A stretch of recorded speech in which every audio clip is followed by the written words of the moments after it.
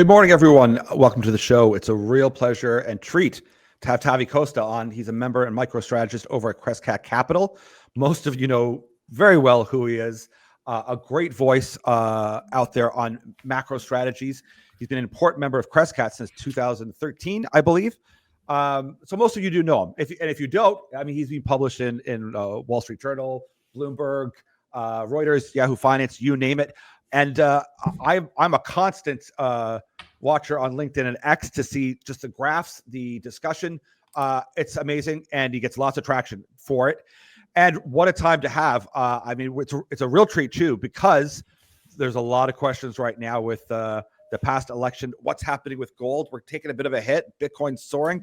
We're going to talk about a million things, and we're a real delight to have you here, Tavi. I really thank you for the time. And listen, we're going to go everything from a macro outlook to what's happening, with debt and in the markets, what you see for precious metals, and we'll go from there. Send in your questions. I'll try to keep an eye on them as well while we're talking to Tavi. But this is a real treat, Tavi. Thanks so much for being on here. And what's your take right now? How are things looking? We're seeing thanks for having me, by the way. No, of course. I think we're seeing a mix of signals in markets right now since elections. I mean, we have very significant underperformance of the mining companies relative to the S&P 500. We've had gold also underperforming the S&P. We've had even emerging markets doing the same. So all these trades that tend to be very linked have been not doing so well. Have been shown a lot of weakness. And on the other side, we've seen the dollar actually taking more appreciation relative to other fiat currencies. We've seen especially the 10-year yield pushing higher, but also other durations on the interest rates of the U.S. We've had the break-evens moving higher too, which is the inflation expectation rate.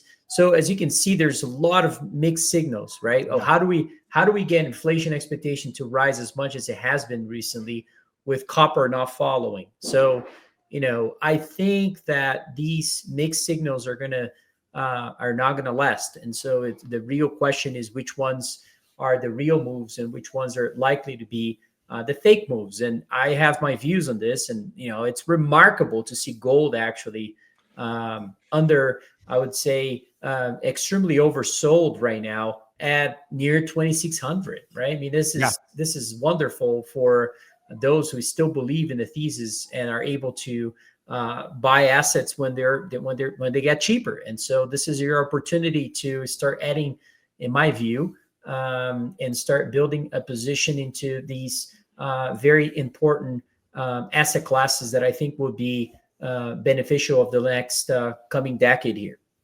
Well, thanks. I wanted to get that right out in the open first, because that's, of course, what I hear from people is like the wind is out of their sails a bit. Like they're like, oh, what just happened? We didn't expect this to happen. So to have someone come on and kind of walk us through, and we'll get into details about that, what's happened with gold and silver as well. And let's look at it from this global kind of perspective. Do you think it's, and I'll say a false sense of we've got a new administration, all is going to be well, all problems will be fixed somehow, and there's some sort of elation around that without acknowledging, listen, there's significant issues with debt, with the US dollar, with things that don't go away, even with a great plan, just by changing administration. Yeah, I think that the markets tend to stretch those narratives and change narratives every time we have a significant outcome like we've had recently with the Republican sweep. And the chances of a lot of things potentially changing from a policy standpoint are certainly should be of a lot of relevance. But there are things that are true constraints when it comes to policy making. I can mention one of them that I think it's extremely important, and that is not only, regardless of which politician is leading or economy, although they may have a lot of impact on some of those macro trends, I believe still inflation is here to stay. We may work on things that can help inflation, but there are other things that are much more ingrained in the system. One of them not only the labor markets, but really, in my view, is the commodities market. We have not changed, the way that the supply of those natural resources remain very cheap, or I should say, very limited and cheap as well, in my view. But and I don't think that has really changed the picture. Now, the biggest thing is, the conversation is going towards, can we cut spending? Can we cut fiscal spending in a large way? And I think that the answer to that, or potentially the way to tackle that question, really is, can we sustainably have rates where they are, especially in the short end? And I don't think that would be the case. And so I've been of the view that we're going to really see a suppression of rates in the short end of the curve, and therefore why we have a steepener trade in our portfolio, that we think that the long end of the curve will move higher, substantially higher than the short end of the curve. And in my view, as inflation stays sticky, and as a part of the reflection of inflation expectations continue to move higher, I would say that that's the real risk, is that we see a suppression of rates in combination with inflation actually is starting to reemerge. And there are many signs of this. Look at natural gas prices. We've seen food prices starting to rise. Recently, we've had gold prices rising, and now they sold off more recently. But that trend that we've had since the beginning of the year has been one of the strongest trends for gold that we've seen in many years. And so, no, nothing has changed from that perspective. I think that we're in the process of seeing the reemergence of inflation, in my view. And as we see that occurring, this deglobalization is one of the most important things happening, regardless of Trump or any other politician. I think those things are much more of a reflection of the debt problem we have globally that tend to drive more tension. And so, yeah, I don't think, I don't think that the elections will change some things, but not that big picture of the gold market. If the U.S. and other places want to be buying Bitcoin, that's fine. Just know that other central banks are definitely buying gold, and that would change the dynamic of the quality of international reserves of some of those central banks. Well, that's interesting. So on a global scale, then, even a gold pulling back, this is a further strengthening, one could argue, of, say, that BRICS narrative and that story. And I know that people will point out and go, well, they're not doing this part of it. They don't have a currency. They haven't locked in. The fact that they're meeting and they are setting up ways and means of trading outside of our system and setting up, if they can, their sense of an IMF type of situation. The obvious sign is that they want to separate, or at least have options. And that is good news for them. If they see gold pull back a bit, well, they'll pick up some more, I imagine. Yeah, I don't think that's going to change. I think if we looked at historically since the 1970s or so, I believe was right at the end of the 70s was when we peaked on the ownership of gold by central banks at about 74% relative to total assets of central banks. And today we're still sub 20%.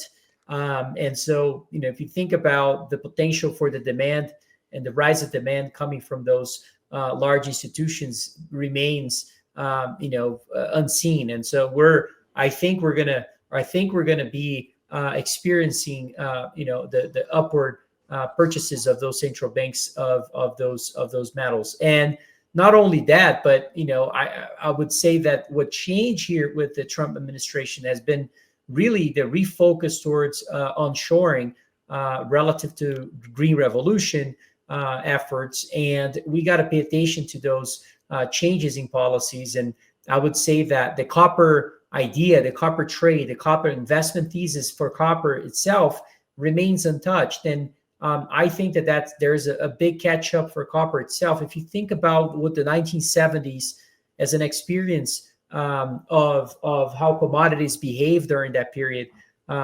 copper was one of the metals that actually led the way to the upside alongside with silver. Elon Musk putting out today that we're going to see, solar panels being the majority of what we may see in terms of electricity, or I should say source of energy moving forward. I mean, those are all important aspects. We know that the demand for silver partially comes from solar panels, and that has been increasing quite exponentially actually in the last few years. It used to be single digits, now it's double digits. You can kind of see where these trends are going. So all that is likely to remain in place. But for the mining industry, I don't. All that is extremely exciting, and I think we're going to see very good partnerships come along with other regions of the world.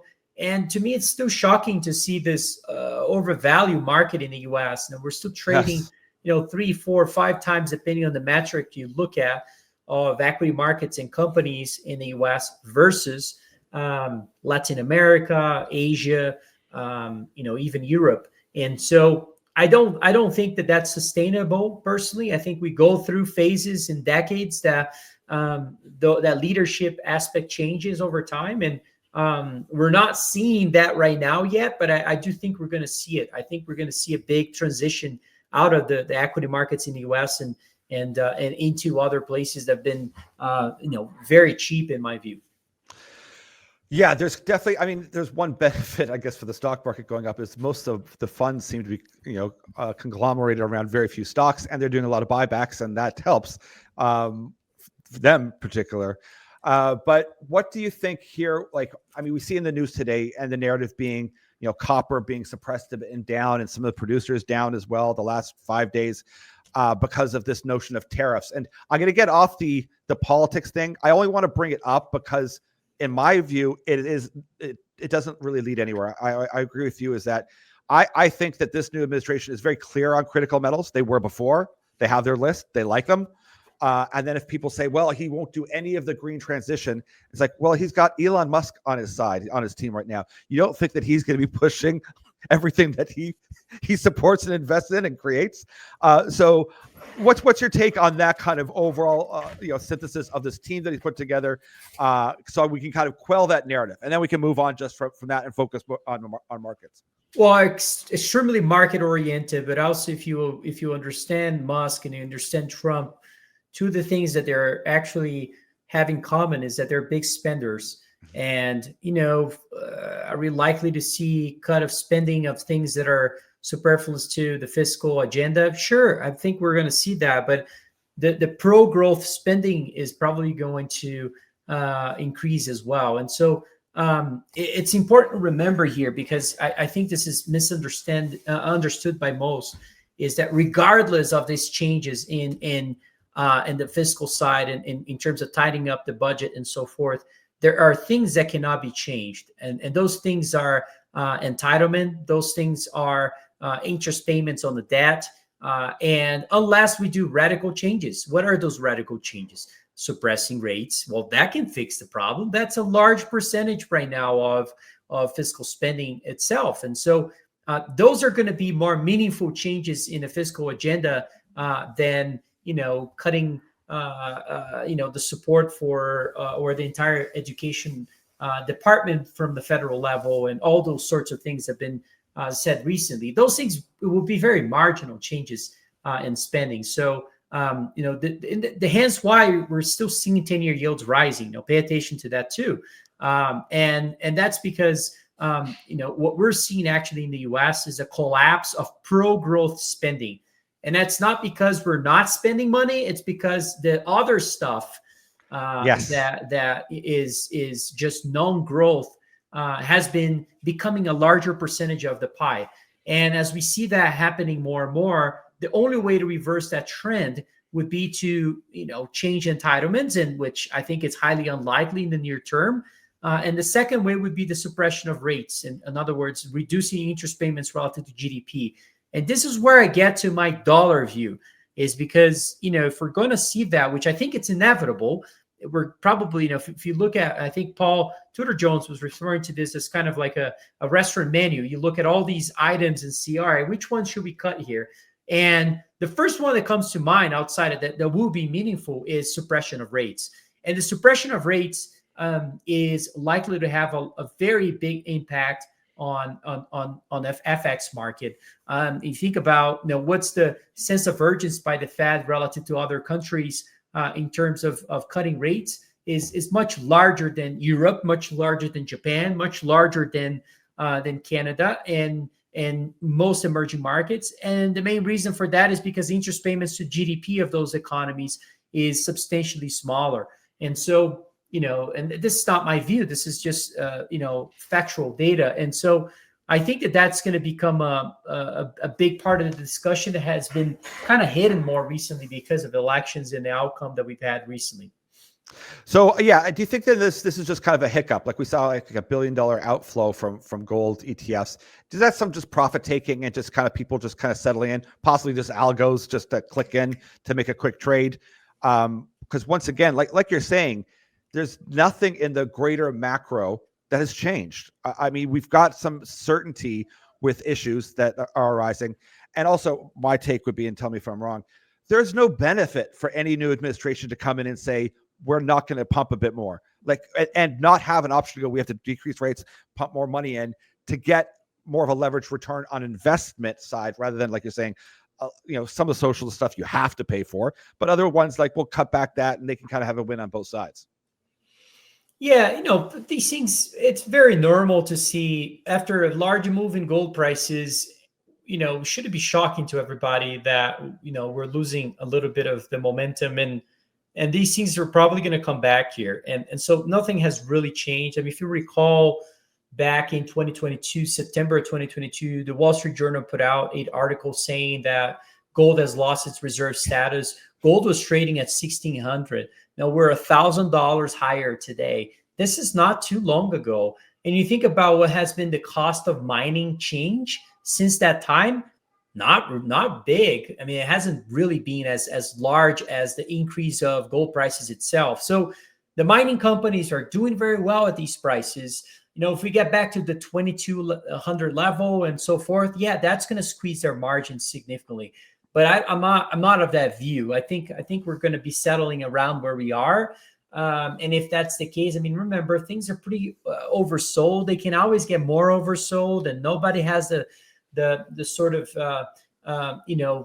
crystal ball to understand where things go to. But look, you have to understand that long-term fundamentals of this idea, and I don't think that has changed. Look, I haven't changed a bit of my view. I haven't changed my strategy whatsoever. In fact, I think that these types of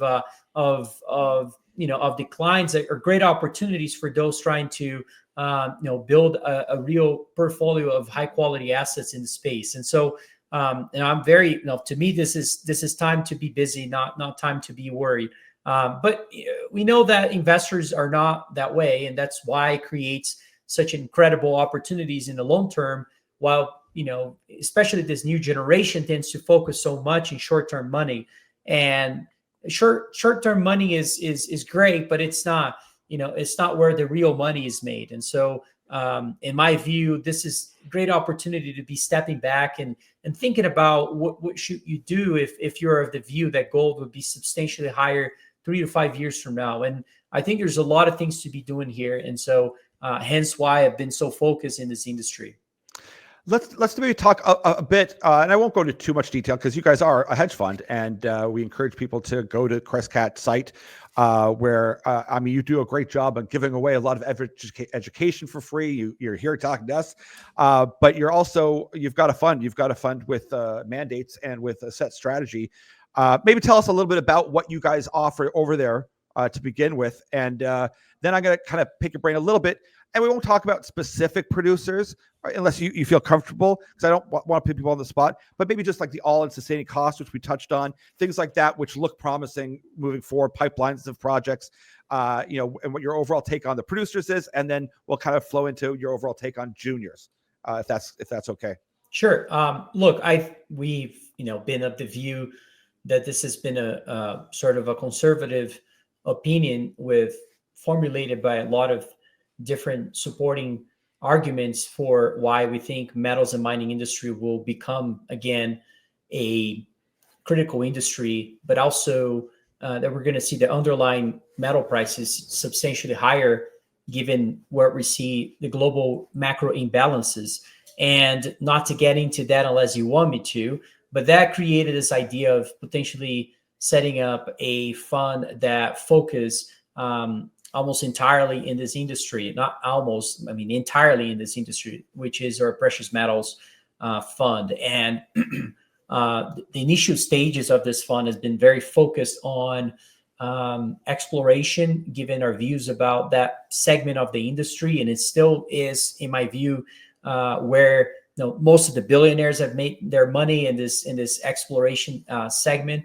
And so why we partner with a guy like Quinton Henney to help us discern which ones we think are high quality versus less of a quality types of companies and projects out there. And our view is sort of setting up something similar to a hybrid venture capital approach. In other words, deploying capital in multiple companies that we think could be the next unicorns of the mining industry, and seeing those come to fruition, trying to improve our odds by taking an activist approach and changing, especially management focus on different things that we think are more relevant when it comes to drilling, when it comes to creating value from a geology standpoint. So to go back to your question about the producers and all sorts of things, look, we know that when gold prices rise, usually that means inflation is coming, and usually that means that the cost for producing is also likely to rise.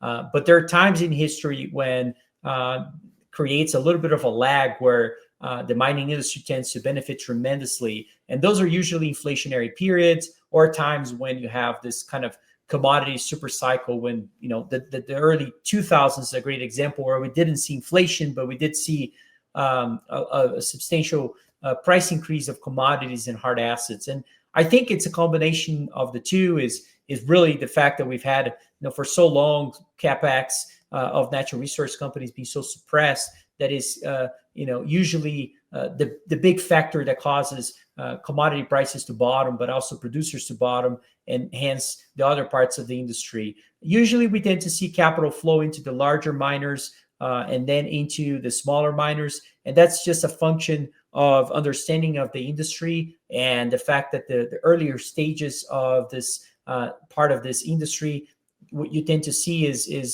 a need for more understanding as well of the technical side of this, which is the geology aspect. And the geology aspect has been basically in a losing momentum when it comes to interest from younger folks, from older folks. We've seen a lot of shifts to technology. We've seen shifts even within the geology space to the copper industry, or especially the oil industry, which has more money, and that has been causing inefficiencies in a lot of these, in the exploration and development side of the mining industry. And so that excites me. I think there's a lot of things that are mispriced. We're seeing companies that put out, I do not want to get into specific names for compliance reasons, but Yep. We've seen some incredible companies putting out results that intrinsically improves not only the asset quality itself, but also the potential for finding more and more discoveries. It's important to know that there's very, yes, there might be a few anomalies, but not really. When we tend to see a large intercept of mineralized, either gold, silver, copper, and any other metal itself in some of those drill programs, usually it is accompanied by a large body of a deposit that is hidden underneath, and usually that's where the opportunity lies ahead. A lot of people are, they get excited when those news are published, and then the stock sees an appreciation, but then things kind of faded out, and you sort of see people getting on to the next story rather than building a position on something that is really high quality. So that's the opportunity for us right now, given the fact that the industry is facing a supply dilemma, where most of the major companies today, the Newmonts and Barricks of the world are seeing production falling, are seeing the depletion of their own reserves, are seeing the deterioration of their quality of their reserves as well. And so it's going to push at some point growth. And just like in the 90s with technology and other industries that tend to see uprise is that you tend to see growth being pushed by board members, by investors. And once you start seeing that change, that's what drives the merger and acquisition environment that I would think would also put some of those exploration names that have high quality assets to be in that target for being acquisitive targets to most of these major companies. And so this is where my focus is, but also I'm seeing opportunities on the private side of of companies that are producing today, that have cash flow and are just being ignored. And so if you're able to secure financing to acquire those assets and actually have a cash flowing business where you have ways to sort of direct that cash flow and take an approach of long-term vision that most of the major companies aren't taking today, I think there's quite a lot to be done. It's actually shocking to see that most of the billionaires of this industry, with maybe an exception of one or two, are just sitting back and relaxing. They're not really busy trying to do things here. And I find that interesting. I think we're in the process of seeing some new entrepreneurs, some new guys stepping into this industry and potentially, making successful decisions that can be, ways of or vehicles that will be incredibly successful, in my view, for the next coming cycle for gold and other metals too. Do you think that there's any change in the model today, whereas we were coming into VRIC and PDAC, which tends to be a very big M&A kind of discussion behind the scenes? I'm sure that'll be the case this year.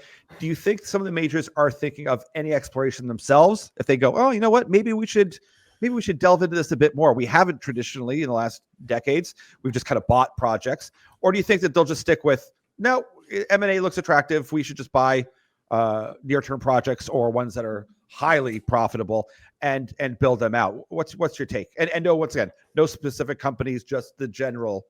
Yeah, I think there's a chance that we may see some of that exploration budget. I mean, for a fact, we're at one of the lowest levels we've seen in history. When you look at even CapEx itself and you break down sustaining CapEx versus development CapEx, we're seeing the development CapEx basically completely faded away in the next few years, and especially in even the more hyped metals like lithium to copper and others like gold. And so in other words, we're seeing a bunch of sustaining CapEx. So when you think about it, well, okay, CapEx is really suppressed historically, but even within CapEx, if you look at the percentage of CapEx is going towards development of new mines, it's very low. Development also means exploration, which is also something that has been historically low too. So it's becoming more and more challenging to find new discoveries. And if spending is not following that, then you would suspect that we're not going to see much of new discoveries. So supply is likely to be constrained. And it's important to remember, these things take years and decades to get developed. So, we go through 15 years in average to go from exploration to actually building a mine, of which 80% of that time is spent on exploration. And so the remaining is the engineering and the process of building the mine itself and then getting into production. And the permits and all those things, while things can change, you still have to find the discovery itself. You still got to get access to capital to finance the actual discovery. So to go back to your question, I think that exploration maybe will come back in terms of the majors spending more money, substantial more money. But I think that's more in the back end of this trend. I think first we're probably going to see if share prices start to rise of the miners again in a substantial way, immediately creates the currency aspect. That's their currency. It's not dollars, it's not gold necessarily. It's their share price.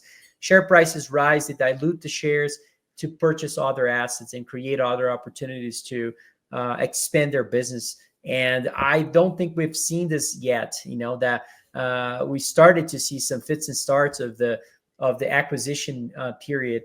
But I think there's a lot more to go there. And we're probably going to see one of the largest M&A cycles in history because of the suppression of exploration and also the supply in general. So the difficulty of finding metals is a real problem, and near term in the next, call it 5 to 10 years.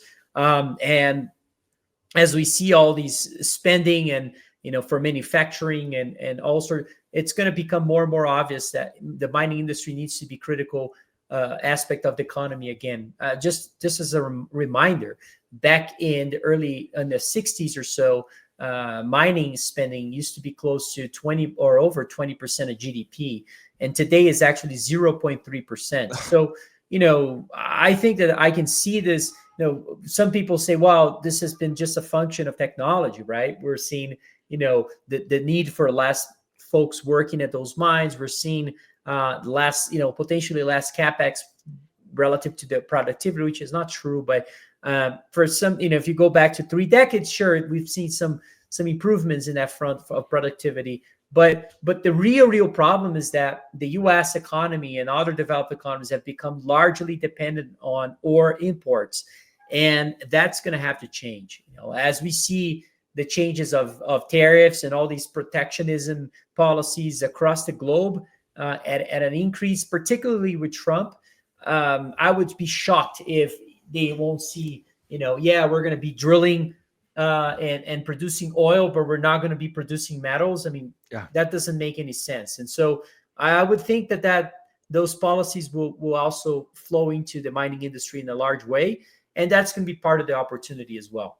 Yeah, I've seen on Bloomberg, mention of small caps really having a time to shine now as we move forward, as well as that reminder that, Trump put together a critical metals list. Is it possible that there could be an easier path to permitting? We know he's going to drill oil and gas, but once again, people forget that he was very pro critical metals, and that larger macro, tell me if I'm wrong, that's not changing. I mean, they may not invest quite as much into offshore wind farms, maybe, but those have already been baked in. A lot of that spending's already done. Am I correct in that assumption? Or yeah, no, I think there's, the only thing I would add to this is that this has been actually very bipartisan as well. I mean, if you think about it, we've been in the Biden administration, and the DoD, Department of Defense, has been also granting, capital to the development of critical metal projects. This is now within the Biden administration. What do you think we're going to see coming out of the Trump administration, which is even more, bullish in that front? And so I would think that we're probably going to see double, triple amounts of what we've seen so far. And the amount of capital that's being granted so far is actually quite small relative to the size of the industry, quite small to the size of our needs of those metals. And so I think that securing that today is absolutely critical.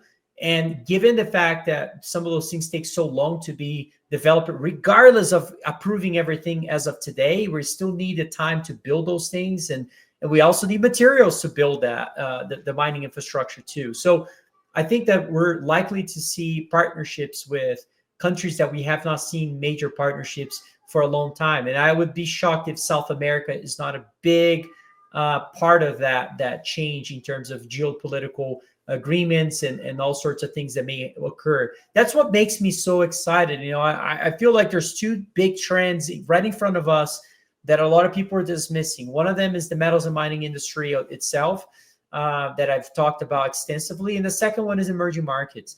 And it's not China. I'm not talking about China itself. I'm talking about very focused on, especially Latin America. To me is at least where I can probably have better expertise, and I'm not an expert of anything, but certainly I was born in Brazil, and so I guess I have an advantage over a few people that don't understand the cultural aspect of that area of that region of the world, but also how unexplored geologically those areas have been, and we're seeing a real move in terms of politics in South America that I don't think is going to be reversing anytime soon. A lot of people are concerned about Lula and others, but pay attention to what's happening with the trend here.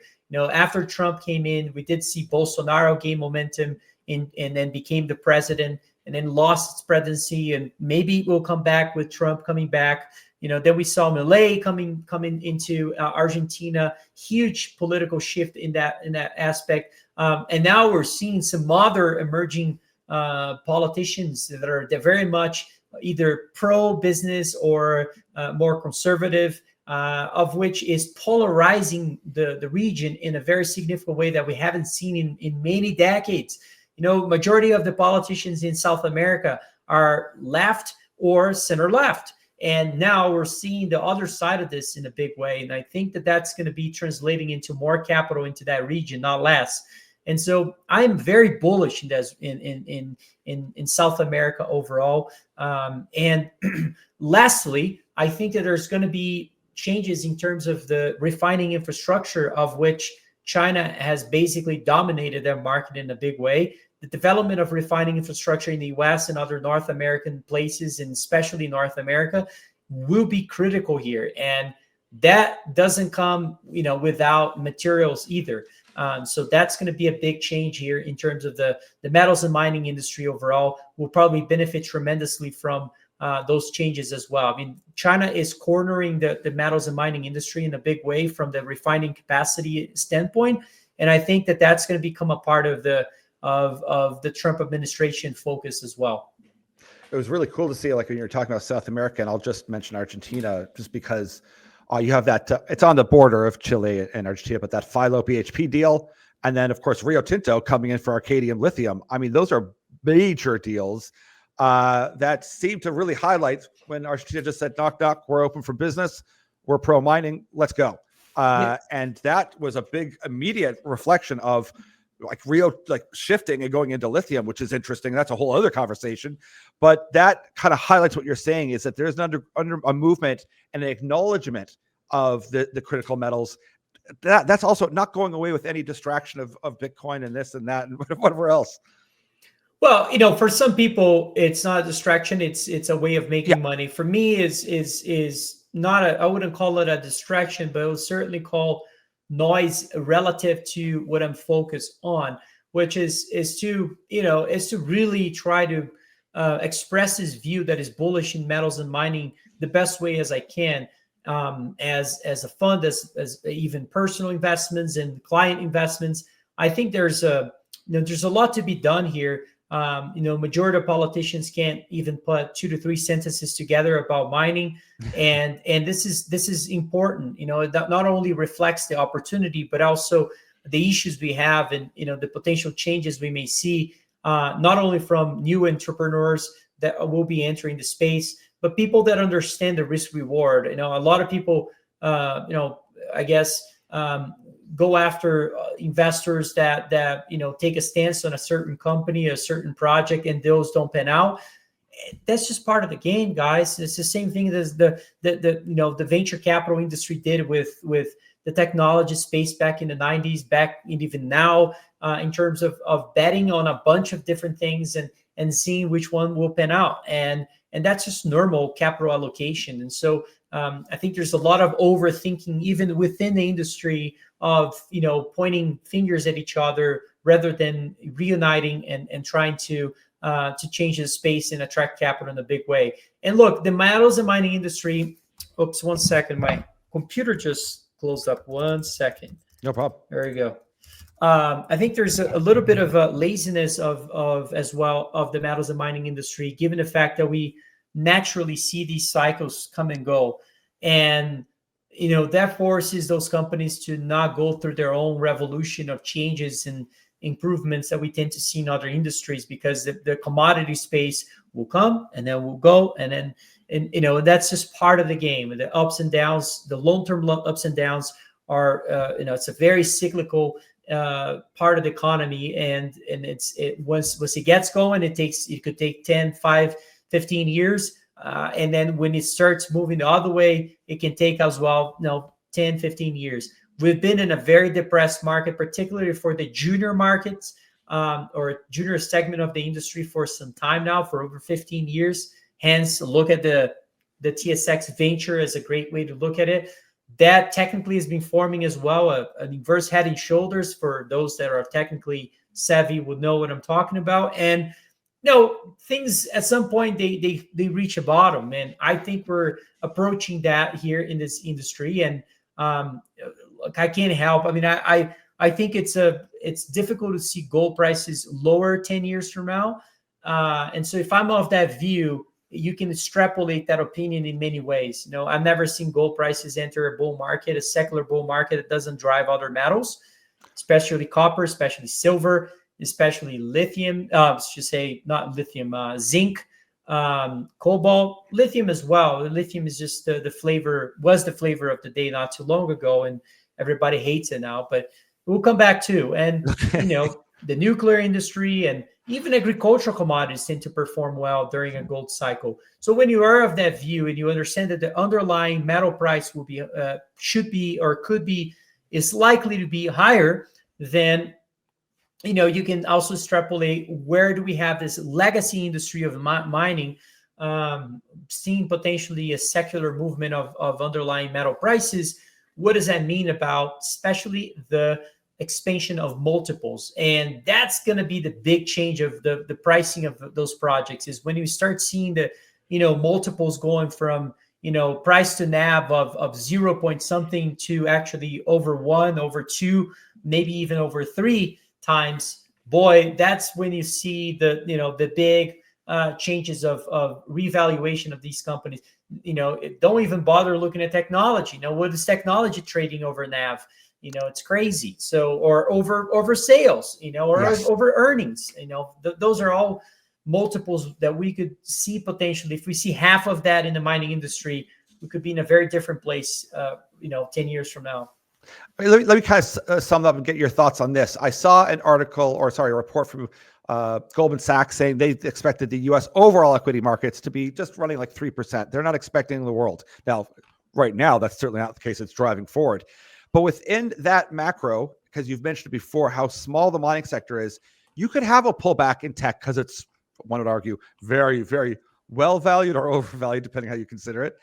You could have the mining sector, which is critical, it's needed. It could have a 200, 300% overall sector increase, and it still wouldn't really affect the overall stock market as a whole, the Dow Jones and the NASDAQ. In competition-wise, the sliver is still small. It needs to grow substantially if it was to affect that overall return. Yeah, my partner Kevin put out a great research regarding the behavior, counter-cyclicality of the mining industry relative to the overall market during prior eras, which I think it's helpful, although all those eras are very different to now. People get really hung up on 2008 and other periods, and even they forget even about 2000, of which the mining industry actually did well while the market was falling. And that is just unheard of today, right? In terms of a view. And I think that's, I don't think this needs to happen, but I'm very open-minded to that happening, actually. And that is usually the case because gold, not always, that there's also this view that the dollar always rallies on when equity markets go up. When equity markets go down. So that's your safe haven trade. Not always. Look at the 70s. What happened with the DXY index during the 70s? It declined throughout the whole decade. What happened in the early 2000s all the way to the late 2000s? Despite the tech bust, the DXY declined. This environment that we're seeing today of the dollar rising with equity markets falling, in other words, acting as a safe haven, is a new thing. Historically, that wasn't the case. And so I am very open-minded to those types of analysis because, this is the same thing that happened to the 60-40 portfolio. 60-40 portfolio, everybody that missed the change in correlation was because you're focusing in the last 10 years. Why are we making the same mistake again now? And so to me, you got to be open-minded here. And I think that the concern over the mining industry over a recession or something along those lines is overstating the problem here, of which, in my view, we're much closer to a bottom than a peak for metals and mining industry, especially the junior space has been suffering from almost no liquidity whatsoever. And there was a great interview one time with Senzel, who passed away over a year ago now. One of the smartest investors I've seen. He wasn't a market timer in terms of a short-term market timer. He wasn't the investor of the day of today, right? He wasn't a guy who was always chasing the new technology. He was a guy who was chasing legacy industries, big secular trends. He would miss 2, 3 years, 4 years of a move, but he would then be compensated by establishing himself into a new industry at the early stages. While everybody called him being early, being wrong, he was actually getting ready to become, one of the best investors that I've seen in my career. And why do I talk about him so much is because one time he said this phrase where, great money is made where there's lack of liquidity, lack of capital interest, and not the other way around. And put that, really think about that. I mean, where are parts of the market today that are lacking capital, that are lacking interest, that could potentially change quite drastically if if the narrative shifts, which could happen very quickly. Emerging markets, something comes to my mind, and the metals and mining industry is second to my heart in terms of views. And I think those things are highly possible. This is why I'm so focused in those two markets. It's interesting because people will often make the analogy that like the junior mining is kind of comparable to, say, a biotech or pharma kind of play where there's a ton of R&D to get a pipeline going and only some work. Now, people seem to be okay with like hundreds of billions flowing into that pipeline with only limited success, really. But people get very upset with a pipeline, say, in junior mining. And it's strange because that is just narrative. I mean, they're both R&D. They're both exploring, testing. They're working a thesis to see if it works at each stage.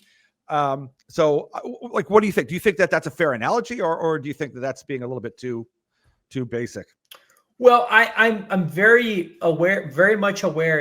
It shocks me when people talk about exploration businesses and are also surprised with dilution and so forth. And we've done extensive analysis on dilution of companies, especially successful companies, and how much capital goes into finding a discovery and all these things, because that's right at where the core of where we invest. And it's, even when you think about the dilution that we have, and we tend to see during these companies to go from a project becoming a successful discovery, which is your analogy with the drug space, is, in my view, it's, we're never seeing this industry being so undervalued as we're seeing right now. And those are the times, this industry is not going away. We still need metals. I mean, it's just not a new technology or a new thing that is going to be shifting away from this industry. Matter of fact, I think it's the other way around. I can come up with 50 arguments of why we're actually going to go back to this industry in a large way.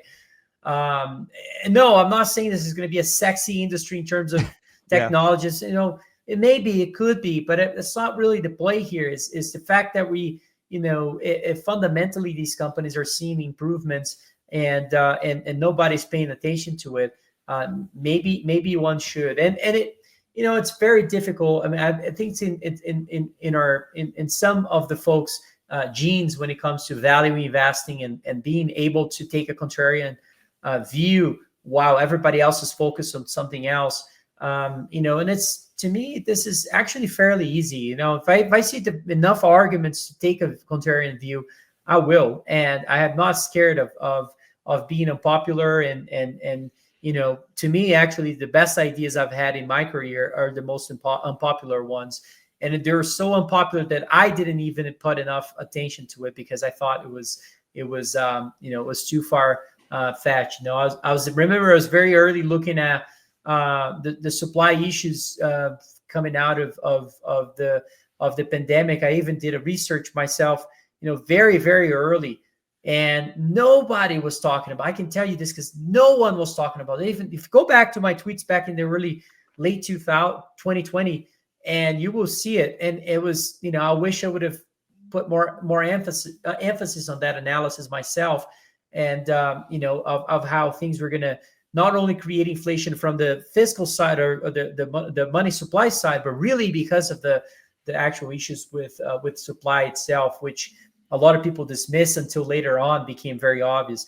So, what is that thing today that everybody is not seeing that can become very obvious? And there's so many things in my view. And I think the industry of mining becoming critical again, to me, can be something that is, what if large institutions are all forced to kind of, through their mandates, become, more focused in that segment of the market that has just not seen enough capital in many ways. What does that do to those that have dedicated their life to become experts of that industry?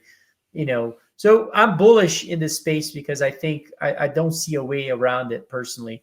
I believe in AI. I think AI will create a lot of productivity, but in the back of that, we really need to build up infrastructure to see the rips of that technology, and we will see it, but it will probably take a lot of infrastructure development too, and also electricity demand, and so all sorts of things that ultimately drive metal prices, ultimately drive inflation, ultimately drive dilution of money, ultimately drive fiscal irresponsiveness. And all these things are very positive for the metals and mining industry. I don't know, how, it seems to be very stretched that one administration of will change all those big macro trends ahead of us, in my view.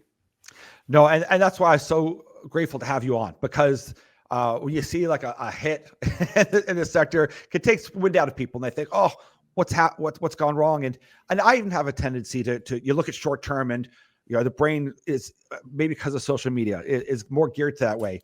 But I want to ask you two things. They're kind of tied together, and I know we have to let you go fairly soon. What are some like very basic, broad tips and hints if someone says, well, you know what, I want to look at exploration companies and some of these juniors. What are some of the things they should focus on, look at if they want to go start getting interested? And once again, not giving away your model and not telling you to circumvent Crescat, but just something if they say, hey, where should I start? What should I be looking at if I'm looking at a couple juniors? Well, I think that understanding what it takes to have a successful project, it's all sorts of things that a lot of people talk about, but a lot more than that. Yes, it's management, it's finding a company that has those, the foundation of capital well established with very, loyal shareholders that understand the vision, and a management that is incentivized and aligned to succeed, and I would say as well, jurisdictions matter, but what matters the most is jurisdictions, not from a perceived risk standpoint, but really from, can we see a large mining operation in that place or nearby? Have we seen one? And those are important questions that I think a lot of people dismiss, and in places that are perceived as risky. And to me, that's the main focus as well. Outside of that, dilution is going to be part of the game. Understanding dilution will be part of the game, but how do you dilute yourself very strategically? Now, bringing partners into this, but also finding ways to not dilute yourself with capital that can be very disruptive later on to your stock. All those things are important, but when it comes to understanding the geologic upside and the geologic reasons to be invested in a stock, you really need technical expertise. There's no way around this. And, that's why I try to partner with the smartest, at least the smartest exploration geologists I know, which is Quinton Henney, a guy who understands risk and reward very well, better than most people in this industry, that don't often, go out there and say, yeah, this has the potential to be this, and this is how we're going to approach this and express this view, and how we're probably going to try to, persuade management to focus on what we think is relevant to create value, because we're aligned to the successful stories that we have. And so, we definitely want that to come to fruition. So there's no, easy way to answer your question outside of doing your homework, and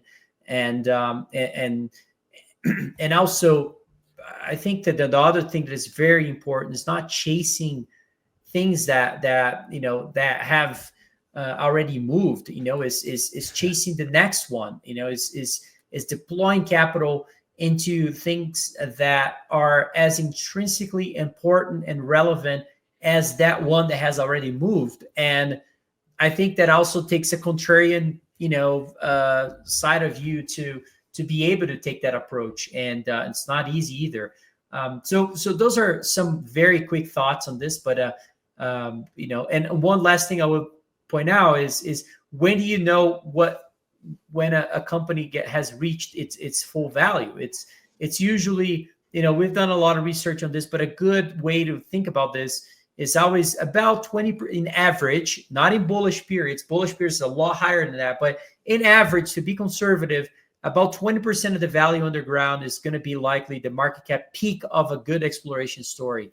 So, you got $10 billion worth of gold in the ground, $2 billion is going to be your market peak, just giving a kind of a sense of where to go. And, that's just a research based on, other peaks of other companies, and companies have been taken out at their peak and so forth. And you can kind of see that sort of trend throughout history. During bull markets, you may see 70% of that value. So imagine a company with $10 billion of gold could be worth $7 billion. But, I don't want to count on that. I mean, the one thing I learned in my, I guess, investing career is you want to find things that have alternatives to work for you. And, I don't want to, it doesn't require just solely that gold prices rise. It requires you to be successful on the drilling of that. If the price of the instrument itself is cheap enough that it's not reflecting the potential success, then that's already very relevant to me. And so then you have the macro trend that could work on the back of it all, and bringing capital into this industry again and seeing a whole wave of where all boats get lifted. That's a potential too. What if we see an M&A activity where it causes, speculation and all sorts of smaller names moving just because they're being speculated by the larger companies taking them out?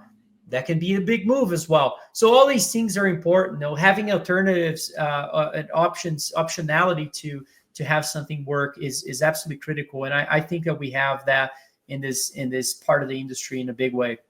And I'll wrap this up because we're called the market mindset. So I like to ask people too, and you've alluded to this a little bit, that those in this space, especially professionals, hedge fund managers like yourself, people that are in analyst roles, they would have a mindset or a type of personality, I would argue, because you're going to have to be pretty disciplined and be able to take a lot of pressure and build positions. Would you say that beyond the obvious, like data-driven, looking at over macro trends as well as technical trading of volume and charts and whatnot, would you say that part of the edge is that ability to not be pressured or moved by very short term, which seems like we're getting shorter and shorter timeframes of people's interest in trades? Would you say that that's part of what attracted you and what makes you good at it, and why you are a good fit compared to someone who may find this a very difficult sector to be in? The only way to avoid short-termism in markets is to have long-term conviction. And that conviction won't come from listening to a smart guy that you like. So all the people, listening to this and thinking I'm going to invest in this and that. If you haven't done your homework, you're going to get shaken out immediately when there is a problem. And that's such an important thing. Being able to discern the long-term vision of an investment thesis, and being able to have those supporting points yourself to rely on at difficult times, because difficult times, if the thesis is right, difficult times will be proven to be incredible periods for you to be adding to your position, to be deploying capital, new deployment of capital, and surviving and also leveraging up your returns at times, and that you should be. And the only way to do that is with conviction. And, that, again, you can do all the work you want in terms of listening to people. But if you have not done that yourself, it's going to be very difficult. This is why that matters so much.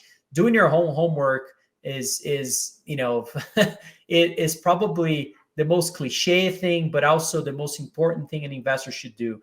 And as a fund, to me at least, what I try to do is identify big macro trends. That's number one, and that's supported by data that I put together, that I work on. And once I feel comfortable with that, and I know my thesis in and out, I know the other side of the thesis very well, and all sorts of things. That doesn't mean I'm going to be right. That just means I have conviction in my thesis. Then I can now deploy capital, which more, much more calmness. Like for me, when gold prices fall, it's like a win-win scenario. If they go up, I'm happy because I have investments in it that will benefit from it, intrinsically speaking, and also from a share prices speaking. Now, on the other side of it, if gold prices go lower, I'm also happy because I can probably deploy capital here in a very smart way and be adding and leveraging up to my position even more. So but the only way I can do that is by having conviction. There's no way around this. And so you can steal somebody else's conviction or thesis, but you can't steal their conviction and their loyalty to that idea in a big way. And that's what's going to make the big difference between making big money and making some money. And one of the ways that you can strengthen that conviction and help is that you guys have every Friday, you go live as well, and you talk about the companies, and you get to refer. You'll get to kind of, I think if you consistently show up for something and listen, that helps as well. And you guys do an excellent job of being activists, of letting people know how you work, what you're looking at. Because once again, especially someone who's new, they might look at a result for someone and go, well, is that good? You guys walk them through that. You like to kind of, share with people as much, I call it free education, as possible. And that makes a massive difference because it's not an easy place to jump in. And we all need to do our best to help welcome and invite more people in. And certainly Crescat does an outstanding job at not only you with gathering such a great following over the last years, but Crescat as a whole of messaging and putting it out there and saying, hey, take a look. This is what we look at. This is what we're doing. Here's our macro. Here's what we're doing. That goes a long way. And I think it goes a long way with people out of respect for you, not just, hey, buy our fund, but sharing that to educate, to open people into it. And you're getting a lot of congratulations and a lot of respect for that. And we appreciate that. You guys are doing a lot of the heavy lifting for us. Yeah, look, and the point of that, yes, of course, marketing is a big aspect of that segment that we do on YouTube. However, I would say if you have a thesis, educating investors as much as you can and providing quality data to back up your views so they can do their own homework is absolutely critical. A lot of people have done this in the technology space. They have done that on the banking industry. They have done that in the housing market industry, in different parts of the cycle, in the crypto space. And they all have their own relevance. And what we're trying to accomplish with those videos is all that as well. Is just trying to create sort of a process of investing that we have and sort of share that idea of how we view things. So for those that have similar views, can either invest or just consider those ideas to their own portfolios. And so that's just a way to for us to share more about how do we view the world and how do we view expressing a macro opinion into markets now. And there's going to be all sorts of opportunities. Lots of people are going to skin the cat in different ways. Some people like to buy things after they've put out results, positive results. Some others like to get into earlier. Some others like the development curve. Others like the producing curve. I'm not saying there's ways to do this differently, but that's just one way. And I actually would love that other people would do that more often in the industry. If you think that producing is a better part of the industry, do that. Do your case every on a weekly or bi-weekly basis, so more people can see that. And I think that the industry would benefit tremendously from this. Well, thank you for all that work and also highlighting those necessary skills, not only the analytical skills, the curiosity and the critical thinking, but that that dedication to finding a thesis and chasing after it, and not being timid. We really appreciate your time, Tavi. Lots of people joined in here. Check out Crescat Capital, member and macro strategist over at Crescat Capital. Most of you know who Tavi Costa is, but it was a real pleasure talking to you, and enjoy the rest of the day, Tavi. We'll talk to you again real soon. Thanks for having me, Andrew. Cheers. Bye-bye.